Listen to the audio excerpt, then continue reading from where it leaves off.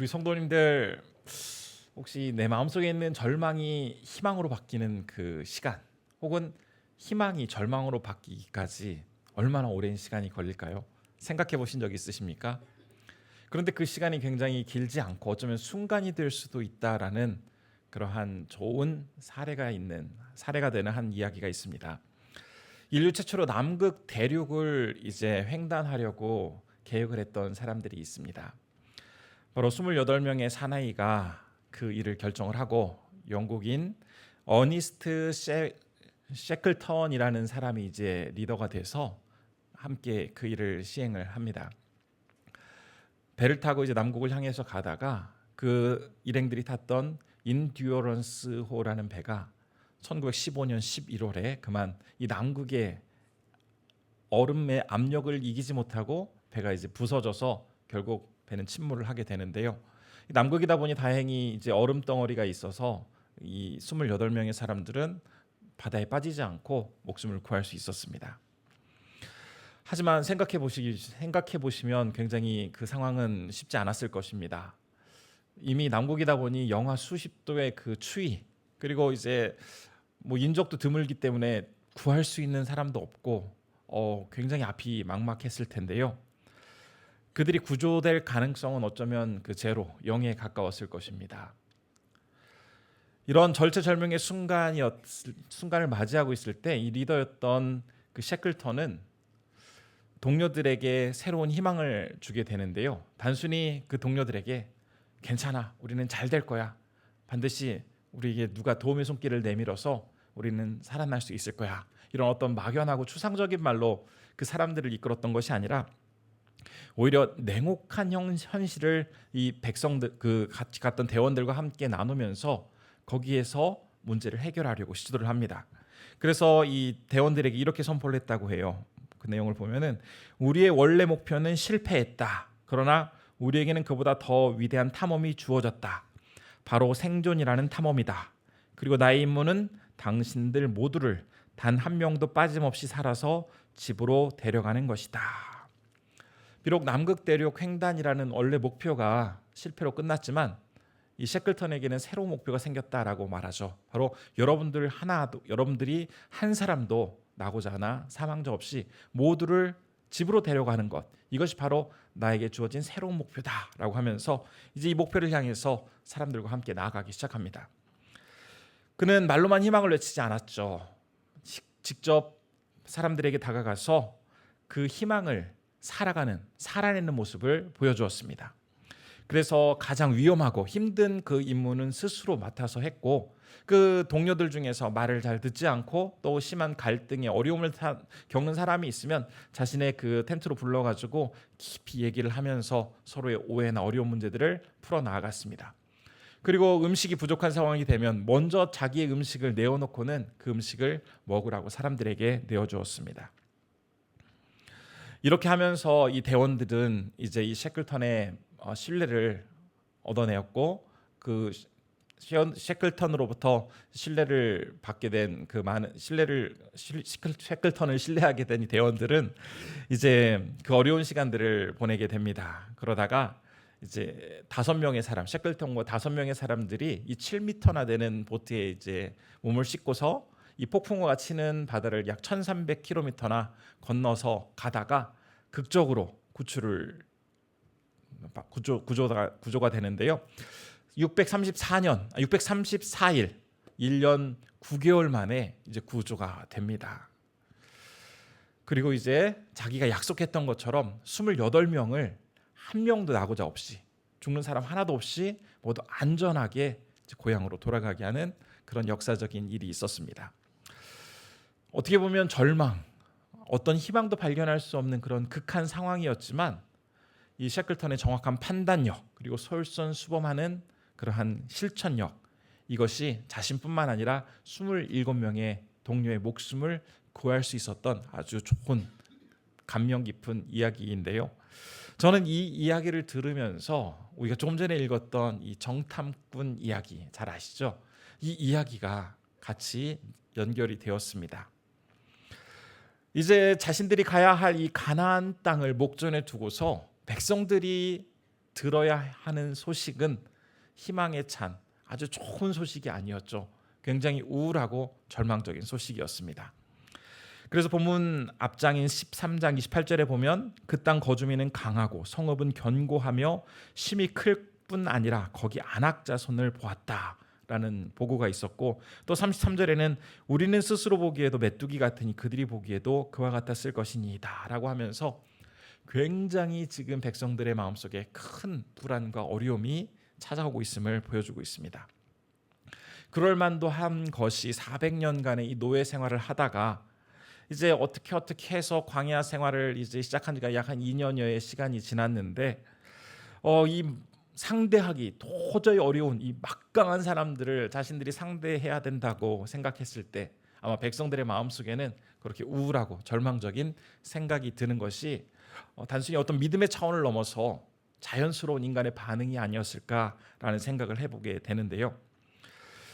백성들의 대부분은 이 보고에 절망하고 불안에 떱니다.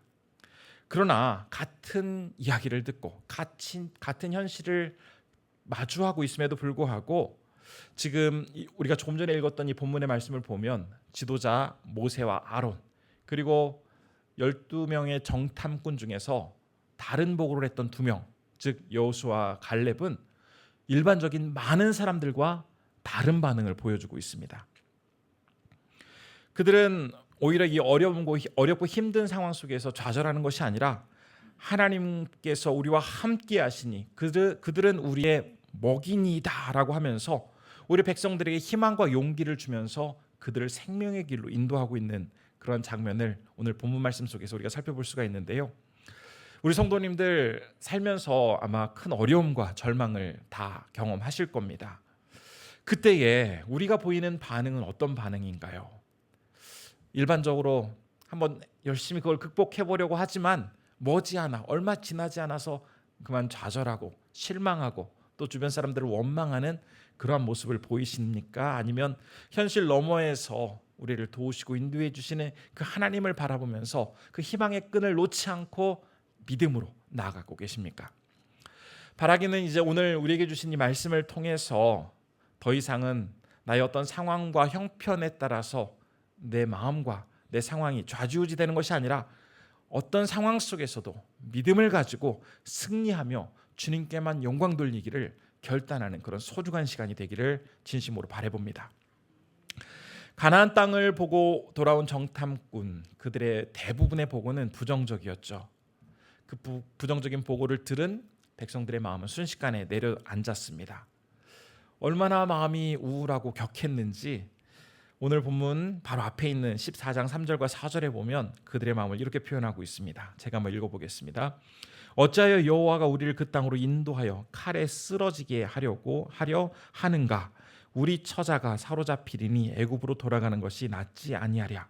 이에 서로 말하되 우리가 한 지휘관을 세우고 애굽으로 돌아가자 하매. 지금 백성들의 반응을 보면 하나님의 어떤 명령, 그분의 뜻은 거부합니다. 그리고 과거 노예 생활을 했던 그 이집트, 애굽으로 다시 돌아가자라고 외치고 있는데요. 사실 그들이 그동안 살아왔던 그 어떤 환경을 보면 비록 노예로, 종으로 살긴 했지만 당시 최고의 어떤 그런 많은 시설을 갖추고 있고 풍족했던 이집트에서 그래도 누리며 안정적인 정착 생활을 해왔습니다. 그러다가 갑자기 어느 날 아침 이제 광야로 나와서 이곳저곳을 떠돌아다녀야 되는 그런 유목민의 신세가 되었고요. 또 모든 것들이 그들에게는 늘 새로운 도전이었습니다. 그런데 이제 그 어떤 절망적인 상황 속에서 그들에게 더 무너지는 소식은 보고 온 그 가나안 땅, 들어가야 할 그 가나안 땅이 안악 자손이 있고 거대한 사람들이 이미 진치고 있기 때문에 우리가 그 땅에 들어가서는 자칫 그 사람들에게 죽임을 당할 것이다라는 그런 절망적인 보고를 들어야 했습니다. 이런 절망적인 상황이었음에도 불구하고 진심으로 하나님을 신뢰하며 그분만을 붙들고 나아가는 사람들은 완전히 다른 모습을 보여주고 있습니다. 먼저 5절에서 모세와 아론으로부터 그 모습을 볼 수가 있는데요. 5절 말씀 제가 다시 한번 읽어보겠습니다. 모세와 아론이 이스라엘 자손의 온 회중 앞에서 엎드린지라. 지금 이런 절망적인 상황 속에서 모세와 아론이 보인 그 첫 번째 행동은 바로 하나님 앞에서 엎드리는 것이었죠. 백성들의 원망이 하늘을 찌르고 있고 백성들의 손에는 이제 자칫 던져서 죽일지도 모르는 그런 돌이 들려 있는 이런 위험한 상황이었지만 모세와 아론 이 백성들을 상대하지 않고 또 그들에게 어떤 변명이나 구차한 이야기를 늘어놓지 않고 가장 원초적이면서도 가장 영적인 행동을 하고 있습니다. 바로 엎드려서 자신들의 얼굴을 땅에 대고 하나님 앞에 간절히 기도하고 있는데요. 자신의 모든 것들을 다 내려놓고 얼굴을 땅에 대고 엎드린다라는 것, 그것은 더 이상 내가 할 수 있는 방법은 없습니다. 내 힘으로는 이 상황을 극복할 수 없습니다. 그러니 오직 주권자 되신 주님께서 나를 붙잡아 주시고 우리를 인도해 주시고 우리와 함께하여 주옵소서라는 온전히 주님만을 의지하는 그런 행동의 모습이었죠.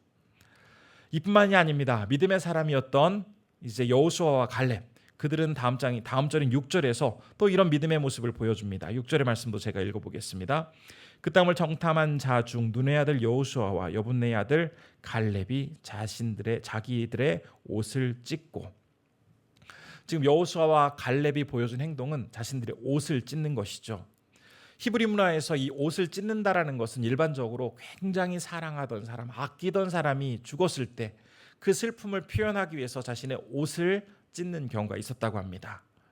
그런데 지금 이 여호수아와 갈렙, 그들에게 있어서 무엇이 이토록 큰 슬픔을 가져다 준 것일까요?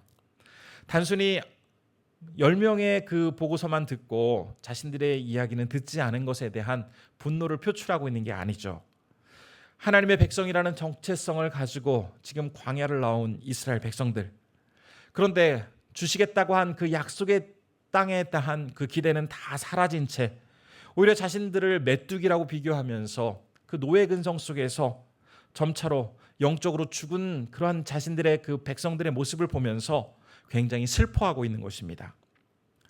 지금까지 하나님은 홍해를 가르시면서 백성들을 안전하게 인도해 주셨고, 줄일 때 만나와 메추라기를 통해서 먹여주시고, 또 물이 필요할 때는 반석에서 물을 내주시면서 밤에는 불기둥으로 낮에는 구름기둥으로 신실하게 인도하셨던 분이신데, 이 하나님의 은혜와 역사에 대해서는 마치 기억상실증에 걸린 사람들처럼 다 까마득히 잊어버린 채 위기와 어려움 앞에서 하나님을 향해 분노하며 원망하고 있는 모습을 보자니 너무나 여호수아와 갈렙의 마음속에 찢어지듯 커다란 슬픔이 몰려왔던 것입니다. 우리는 5절과 6절 속에서 똑같은 위기와 어려움 앞에서 다들 절망할 수도 있고 낙심할 수도 있지만 믿음을 가지고 그 상황을 다르게 대처하는 4명의 이야기를 살펴볼 수 있었죠. 여호수아와 갈렙, 그들은 백성들과 함께 슬픔을 이야기한 백성들의 모습을 보면서 슬퍼하는 그러한 자세를 통해서 진심으로 그 상황을 극복하고자 하는 열정을 가지고 있었고, 또 그보다 앞서 5절에서는 모세와 아론이 하나님 앞에 납작 엎드리면서 하나님의 도움을 전적으로 구하고 있습니다. 이처럼 위기와 고난 앞에서 하나님 앞에 납작 엎드려 진심으로 도움을 구하는 자세, 그리고 그 어려움과 힘든 시간들을 그냥 나몰라라 하면서 외면하는 것이 아니라 백성들과 함께 또 그 힘든 상황들을 겪고 있는 사람들과 함께 그 시간들을 이겨나가는 것, 바로 이것이 믿음의 사람들의 모습인데요. 이러한 모습은 훗날 느헤미야에게서 아주 그대로 또 볼 수가 있습니다. 페르시아 제국의 술 맡은 관원을 담당했던 이 느헤미야, 그는 어느 날 고국에서 온 한 사람으로부터 지금 예루살렘의 성벽은 다 무너지고 성문은 불타고 백성들은 너무나 불쌍하게 살아가고 있다라는 이야기를 듣죠. 이 절망적인 보고를 듣게 되었을 때 느헤미야가 보였던 첫 반응 기억하시나요? 바로 앉아서 수일 동안 슬퍼하며 울고 있었습니다. 비록 거리도 멀리 떨어져 있고 어떻게 보면 외면할 수도 있는 상황이었지만 자신의 조국이 이렇게 피폐하게 되었고 백성들이 불쌍하게 살아가고 있다는 이야기를 듣고는 느헤미야는 그것을 그냥 넘길 수가 없었습니다. 백성들의 그 영적인 비극 앞에서 눈물을 흘리고 있는 여호수아와 갈렙의 모습처럼 느헤미야도 그 유다 백성들이 당한 처참한 상황에 대해서 눈물을 흘리고 있었죠. 그런데 느헤미야는 단지 눈물만 흘린 게 아니었습니다. 이제 구체적인 행동 모습을 보이는데요. 그가 가장 먼저 보였던 것은 하나님 앞에 나아가서 금식하는 것이었습니다. 무릎 꿇고 엎드려서 이스라엘 백성들의 죄, 자신의 죄, 또 모든 죄를 고하면서 하나님 제발 우리를 불쌍히 여겨주십시오, 우리를 살려주십시오라고 간절히 구했죠. 이런 느헤미야의 간절한 금식하며 드린 기도의 모습은 지금 이스라엘 백성들이 이 광야에서 큰 위기 가운데 처했을 때 그 어떤 방법보다도 가장 먼저 하나님 앞에 엎드리고 땅에 얼굴을 댄 채 하나님만을 의지하고 있는 모세와 아론의 모습과도 같습니다. 이처럼 하나님 앞에서 믿음의 사람들은 어려움과 절망과 힘든 시간을 맞이하게 된다 할지라도 다른 믿음 없는 사람들, 일반 사람들과 같은 반응을 보이는 것이 아니라 뭐가 달라도 분명히 다른 이런 구별된 모습을 보이게 됩니다. 그런데 오늘 본문 말씀은 그들이 어떻게 그러한 용기 있는 믿음의 모습을 보일 수 있게 되었는지를 크게 두 가지 이야기를 해주고 있는데요. 우리는 한번 이 두 가지를 성도님들과 함께 살펴보려고 합니다. 첫 번째로 그들에게 있었던 아주 큰 힘, 그것은 7절과 8절을 통해서 확인해 볼 수 있습니다. 제가 7절과 8절의 말씀 읽어보겠습니다. 이스라엘 자손의 온 회중에게 말하여 이르되 우리가 두루 다니며 정탐한 땅은 심히 아름다운 땅이라 여호와께서 우리를 기뻐하시면 우리를 그 땅으로 인도하여 들이시고 그 땅을 우리에게 주시리라. 이는 과연 젖과 꿀이 흐르는 땅이니라. 먼저 그들은 자신들에게 처한 그 문제를 집중한 것이 아니라 문제보다 더 크신 하나님을 바라보고 있었습니다. 사실 현실의 눈으로 그 상황을 바라보았을 때 아마 그들은 그냥 맨 눈으로 보는 것이 아니라 마치 현미경으로 그 상황을 보는 것과 같았을 겁니다. 아마 현미경 다 한 번씩은 보셨을 텐데요. 보이지 않는 것, 아주 미세한 것까지 보게 해주는 게 현미경입니다. 그냥 맨눈으로 봤더라면 그냥 지나칠 수도 있는 것인데 현미경으로 보면 굉장히 별 미생물까지도 다 보여주게 됩니다. 지금 이스라엘 백성들이 처한 상황이 꼭 그런 상황이었습니다. 어떻게 보면 그런 상황은 상황이고 담대하게 나아갈 수도 있었을 텐데 자신들의 그 상황을 마치 현미경으로 들여다보듯이 보기 시작하면서 온갖 상상과 걱정을 늘어놓게 되었죠. 하지만 믿음을 가진 사람들은 오히려 그 상황 속에서 현미경으로 그 상황을 보는 것이 아니라 망원경으로 그 상황을 볼 수 있는 지혜가 생깁니다. 이사야 선지자도 이렇게 증거를 하는데요. 이사야 40장 15절에서 이렇게 이야기를 합니다. 제가 그 말씀 읽어보겠습니다. 보라, 그에게는 열방이 통에 한 방울 물과 같고 한 저울의 작은 티끌 같으며 섬들은 떠오르는 먼지 같으리니. 사실 일반 사람들이라면, 믿음 없는 사람들이라면 어떤 상황에 대해서 굉장히 크게 그것이 부담스럽게 다가오겠지만 믿음 있는 사람들에게는 열방의 통이 한 방울 물방울 같고 또 저울의 작은 티끌 같고 또 섬들은 먼지 같다라고 하면서 믿음이 있는 사람들에게는 그것이 별것 아닌 것으로 보여지게 된다라고 말을 하고 있습니다. 지금 이 말씀 속에서도 보면 지금 여호수아와 갈렙은 하나님, 이 어려운 상황 속에서 내가 가지고 있는 힘이 무엇입니까? 내가 어떻게 이 상황들을 이겨낼 수 있습니까? 라고 말을 하고 있지 않습니다. 8절의 말씀을 보면 여호와께서 우리를 기뻐하시면, 그들의 관심은 바로 하나님께서 우리를 선히 여겨주시면, 우리에 대해서 기뻐하시면 아무리 안악자손이 기골이 장대하고 가나안 땅에 살고 있는 사람들이 막강해 보인다 할지라도 우리는 능히 이길 수 있다라는 그러한 고백을 하고 있습니다.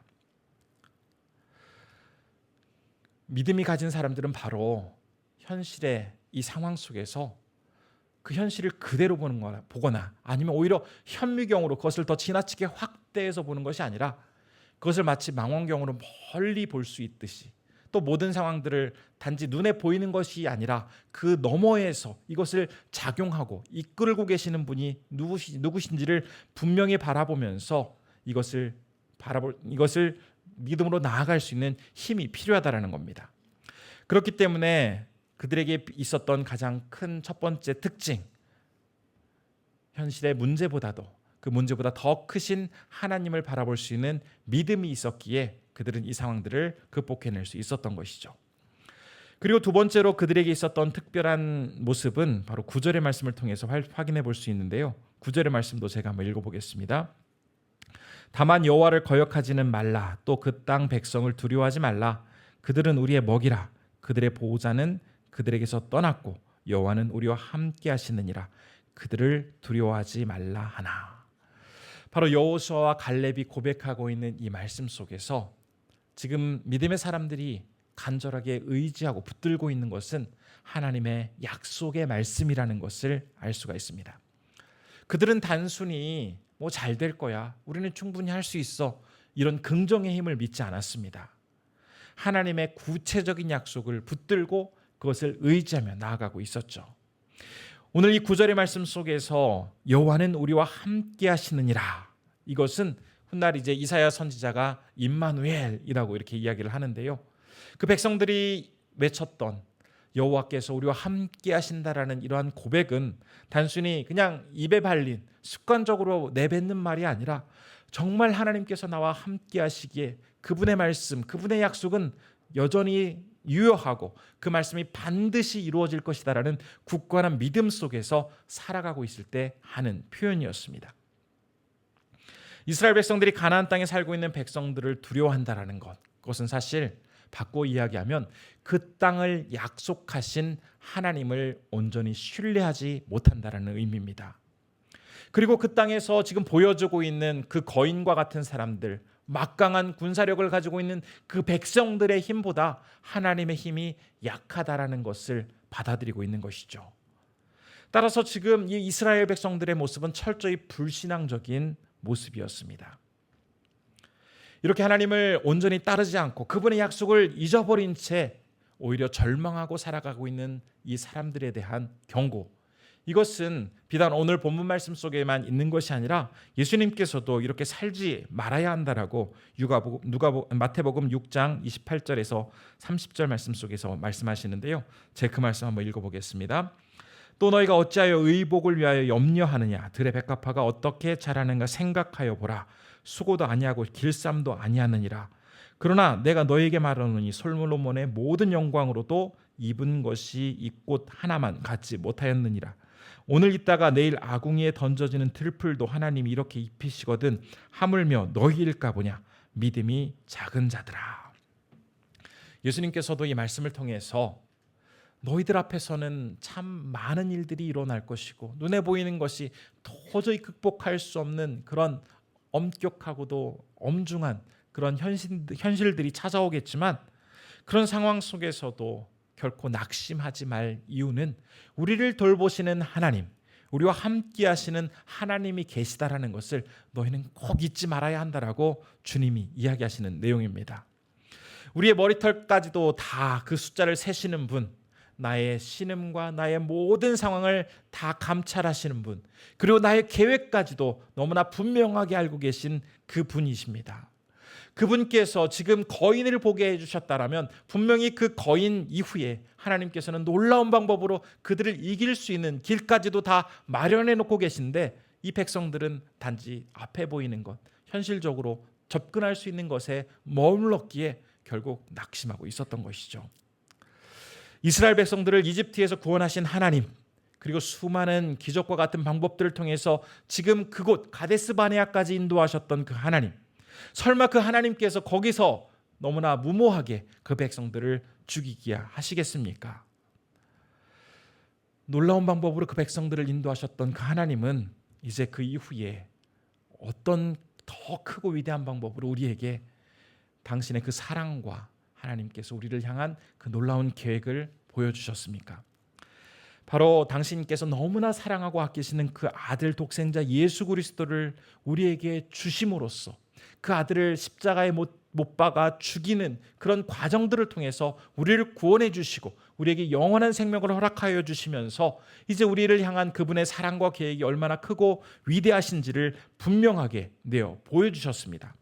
비록 죄인이고 흠도 많고 참 우리가 주님 앞에 나아가기에는 너무나 부족한 모습들이 많이 있지만 그 아들의 핏값을 주고 우리를 사주시면서 내가 너희들을 얼마나 사랑하고 너희들에 대한 나의 마음이 얼마나 큰지 너희들은 분명히 보아라 라고 이렇게 가르쳐 주신 하나님께서 지금도 우리를 보호해 주시고 인도해 주신다라는 이 사실을 계속해서 우리에게 깨닫도록 하시는데, 너무나 무지하고 생각이 짧고 또 단순히 내 눈앞에 있는 현상만 바라보는 우리들은 이런 하나님의 약속의 말씀 속에서도 오히려 담대하게 그 현상 상황을 이겨나가기보다는 오히려 낙심하고 절망하고 그 앞에서 신음할 때가 얼마나 많이 있습니까? 유명한 설교가로 알려진 마틴 로이드 존스 목사님은 이제 예수님께서 제자들과 함께 이 배를 타고 가실 때 풍랑을 만나자 이 제자들이 예수님 앞에 나아가서 두려워하는 그 본문을 가지고 설교를 하면서 이 성도님들에게 이렇게 제안을 했다고 합니다. 지금 제자들이 배에서 굉장히 공포에 질려서 떨고 있는데, 만일 그때 예수님께서 이 제자들의 입을 통해서 정말 듣고 싶으셨던 말씀이 있다면 어떤 말씀이었을까요?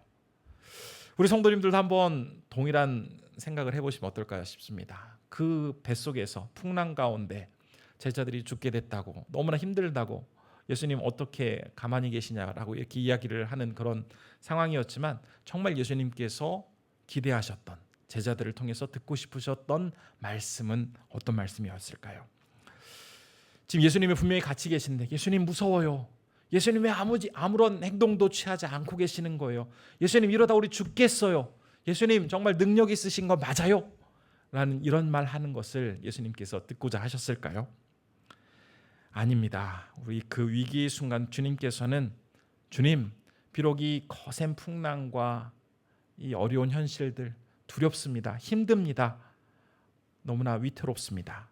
하지만 저는 주님과 함께 하고 있고 나와 함께 하시는 주님께서는 반드시 이 모든 상황을 극복하도록 인도해 주실 것을 믿습니다 라고 고백할 때 그 이야기를 들으시는 예수님은 얼마나 흐뭇하게 그 이야기를 들으시면서 그를 칭찬해 주시겠습니까? 위기 앞에서 우리가 보여야 할 반응, 그 위기에 처하게 했을 때 하나님께서 기대하시는 그 모습은 너무나 분명함에도 불구하고 우리는 하나님이 원하시는 모습대로 나아가지 못합니다. 그러나 오늘 본문 말씀 속에서 이 어려움 속에서 다른 사람들과 다른 행동을 취하고 있는 모세와 아론, 그리고 여호수아와 갈렙의 모습을 보았습니다. 특별히 여호수아와 갈렙은 이 어려운 위기 속에서 그 문제보다도 더 크신 하나님을 바라보는 그 관점의 변화가 있었기에 그 상황들을 이겨낼 수 있었고, 또 하나님이 주신 그 약속의 말씀을 굳게 부여잡고 나아가게 될 때 담대히 그 상황들을 이겨낼 수 있었죠. 우리는 너무나 부족한 자들입니다. 그렇기 때문에 어렵고 힘든 상황들이 처하게 되면 이렇게 믿음의 담대함으로 나아가기보다는 마치 영적 기억상실증에 걸린 것처럼 언제 하나님께서 나에게 그런 은혜를 베풀어 주셨는지 까마득히 잊어버린 채 다시 인간의 본성을 따라서 행동할 때가 많습니다. 참 이런 행동들을 너무나 우리가 많이 반복을 하고 있는데요. 우리는 이런 행동들을 계속해서 반복하면서 주님 죄송합니다. 너무나 의지가 약하고 인간이 부족해서 이렇게밖에 할 수 없습니다. 라고 하면서 그냥 변명을 할 것이 아니라 한번 결단하고 주님의 은혜 앞에 나아가서 하나님의 그 놀라운 능력을 있게 만드는 그 망각의 안개를 걷어내고 의지적으로 그 하나님의 신실함 가운데 나를 맡기기 위해서 한번 이런 행동들을 취해 보시면 어떨까 싶습니다. 한 가지로 이제 우리가 먼저 생각해 볼 수 있는 것은 이 막연한 두려움, 불안함 이런 것들이 우리 머릿속에 계속 쌓이게 되면 굉장히 불안하잖아요. 복잡하잖아요. 그것을 한번 종이에다 쭉 적어보는 겁니다. 과거에 나에게 있었던 여러 가지 어려움들, 고난들, 고통들 이것들을 쭉 적어보고 또 그 옆에다가는 하나님께서 그것을 어떻게 이루어 주셨는지, 어떻게 해결해 주셨는지 그것도 함께 적어보는 겁니다. 쭉 계속해서 적어보고 또 지금 나의 어려움과 고난들에 대해서도 적어보고 또 그것을 하나님께서 어떻게 이루어 주실 것인지 그것도 함께 적어보는 겁니다. 그런데 성도님들 아십니까? 머릿속에서 이것이 복잡하게 작용하고 있을 때는 그게 큰 힘을 발휘하지 못하지만 하나하나 구체적으로 나열하고 또 하나님께서 어떻게 이루어 주셨는지 그 목록 하나하나를 확인하는 가운데 놀라운 내 마음속에 하나님에 대한 믿음과 그분에 대한 간절한 의지하는 마음이 생기면서 우리 마음속에 굉장히 담대함을 얻으면서 이렇게 기도를 하게 될 수 있습니다. 하나님, 제가 지금 두렵고 불안합니다. 그렇지만 지금까지 나의 삶 가운데 너무나 성실하고 오묘하게 인도해 주셨던 이 하나님의 생생한 현장을 바라보니 앞으로 내가 나아갈 길 알 수 없지만 하나님께서는 나를 인도해 주실 것이고 가장 선하고 온전한 길로 나를 붙들어 주실 줄로 믿습니다라는 이런 믿음을 가지고 구체적으로 기도할 수 있는 힘이 생기게 되는 것이죠. 그리고 또 다른 한 가지를 소개해 드리자면 이 고립된 상태, 이런 불안한 상태에서 결코 혼자 있지 말고 반드시 믿음의 동역자를 찾아가라는 것입니다. 두려움이 찾아올 때, 어려움에 처할 때 사람들은 본성상 혼자 있으려고 합니다. 자꾸 어디론가 들어가려고 하죠. 이 10명의 정탐꾼이 가져왔던 이 불신의 이 부정적인 말, 이것이 이스라엘 공동체 안에 퍼지게 되었을 때 백성들은 고립의 성을 쌓아버렸습니다. 그래서 누구의 말도 들으려고 하지 않고 하나님 앞에 나아가려고도 하지 않죠. 그런 채 혼자 마음 아파하며 힘들어하며 그 상황들을 지내고 있습니다. 그러나 이런 어려움과 힘든 시간들이 나에게 찾아오게 되었을 때 우리는 하나님께서 나를 공동체로 보내주시고 공동체에서 귀한 지체들과 함께 하도록 해주셨다는 것을 잊어서는 안 됩니다. 그래서 여호수아와 갈렙이 함께 힘을 모아서 그 모든 역경들을 이겨냈던 것처럼 과연 우리 공동체 안에서 하나님께서 나에게 허락해 주신 여호수아는 누굴까? 하나님께서 나에게 허락해 주신 그 갈렙은 누굴까를 한번 찾아보는 겁니다. 그래서 그 사람에게 나아가서 나를 두렵게 만들고 나를 어렵게 하는 그 거인과 같은 존재들에 대해서 정직하게 나누면서 함께 기도하게 될 때 우리 입에서는 더 이상 걱정과 불안과 탄식이 아니라 그들은 우리의 먹이다, 그들을 믿음으로 이겨낼 수 있다라는 담대함 가운데 승리를 선포할 수 있게 되는 것이죠. 이제 말씀을 맺겠습니다. 우리는 살다 보면 어느 순간에라도 늘 기골이 장대한 그러한 거인과 같은 그런 우리를 아주 제압할 만한 그런 굉장한 존재들을 만날 때가 많습니다. 그 앞에 서면 나는 메뚜기와 같다, 나는 정말 볼품없다, 내가 어떻게 저걸 이겨? 라고 하면서 참 많이 절망스럽고 스스로가 굉장히 초라해 보이는데요. 그러할 때에 위축되거나 두려워할 것이 아니라 하나님께서 나와 함께 하시니 나는 능히 이길 수 있다라는 믿음의 자녀로서의 선포가 필요합니다. 그럴 때에 오늘 본문에서 이스라엘 백성들에게 희망을 선포할 수 있었던 이러한 여호수아 갈렙의 모습처럼 우리 역시 절체절명의 순간이 찾아오게 되더라도 하나님의 영광이 나의 삶 가운데 충만함으로 말미암아 오히려 그 어려움 속에서도 하나님을 더욱더 간절히 찾는 주님의 믿음의 승리의 자가 될 수 있습니다. 이것은 단순히 우리의 어떤 능력과 의지로 이루어질 수 있는 것이 아니라 오늘 9절 말씀 속에서 그들이 하나님께서 우리와 함께 하시는 것, 즉 임마누엘의 하나님을 늘 기억하며 그 말씀을 붙들고 살아가게 될 때에 그 하나님께서 나에게 놀라운 역사로 놀라운 방법으로 인도해 주셨다는 그러한 경험이 우리에게도 동일하게 이루어지게 되는데요. 사실 이 임마누엘의 증거는 우리가 꽃길을 걷는다거나 늘 평탄하거나 잘 되는 그런 결과들로만 나타나진 않습니다. 어떻게 보면 이 임마누엘의 증거는 우리가 절망의 그 어려움이 찾아오고 또 나를 해하려고 하는 그 돌을 든 많은 사람들이 공격해오는 그런 순간에 처한다 할지라도 나와 함께 하시는 그 하나님이 나를 도와주시고 인도해 주시기에 오히려 저들은 나의 먹잇감이다, 이 상황은 내가 절망하고 주저앉을 상황이 아니라 오히려 하나님 앞에 결단하고 나아갈 수 있는 더 복된 시간이다라고 선포할 수 있는 것, 바로 이것이 임마누엘로 살아가는 그러한 사람들의 모습인 것이죠. 간절히 바라기는 오늘 말씀을 통해서 다시 한번 우리가 믿음으로 반응하는 것이 무엇인지를 분명히 알 수 있었습니다. 그럴 때에 오늘 여호수아와 갈렙 또 모세와 아론이 보여주었던 것처럼 믿음으로써 그 상황을 바라보고 또 주님이 주시는 용기로서 그것들을 이겨냄으로써 진정한 임마누엘의 사람으로 늘 살아가며 하나님께 영광 돌리시는 우리 모든 성도님들 되시기를 진심으로 축복합니다.